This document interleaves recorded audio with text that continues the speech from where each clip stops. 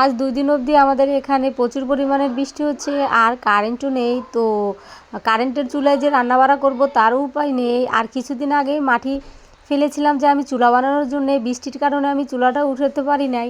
তো দেখতেই পাচ্ছ আজকে জানি না কিভাবে রান্না করব। আর দেখতে পাচ্ছ বৃষ্টির পানিতে আমি চাউলটাও ধুয়ে নিচ্ছি, মাছ করল্লা সবগুলো আমি এই বৃষ্টির পানি দিয়েই ধুয়ে নিচ্ছি। বেশিরভাগ রান্না আমি কারেন্টেই করে থাকি। তো আজ 2 দিন অবধি কারেন্ট নাই, এর জন্য আজকে মাটির চুলায় রান্না করতে হবে।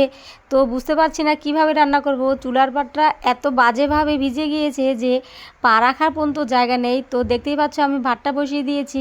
আর তোমরা বললে বিশ্বাস করবো না যে আমি এই চুলার জালটা ধরাতে আমার কতটা পরিমাণ কষ্ট হয়েছে। তোমরা অনেকেই ভাবো যে গ্রামে থাকে তাদের জীবন হয়তো খুবই সহজ, কিন্তু যতটা ভাবো তার থেকেও খুবই জটিল। কেননা বৃষ্টি হলেই কারেন্ট থাকে না, আর একদম এত কাদা হয় যে হাঁটার কোনো উপায়ই থাকে না। আর আমি আমার এই ছোট্ট বাবুটাকে নিয়ে এতটা পরিমাণ বিপদে পড়েছি, ও শুধু বাইরেই যেতে চাচ্ছে, কিন্তু বাইরে এতটা পরিমাণে বৃষ্টি আর অনেকটা পানি জমে গিয়েছে, বুঝতেই পারছি না কি করব। তো যাই হোক, অনেক কষ্টের পর হলো যে আমি রান্নাটা শেষ করতে পেরেছি, এই অনেক। তো একটু হলেও তো আমার বাবু এখন খেতে পারবে। তো এখন আর কথা বলছি না, বিদায় নিয়ে নিচ্ছি। তোমরা সবাই খুব ভালো থেকো, টাটা।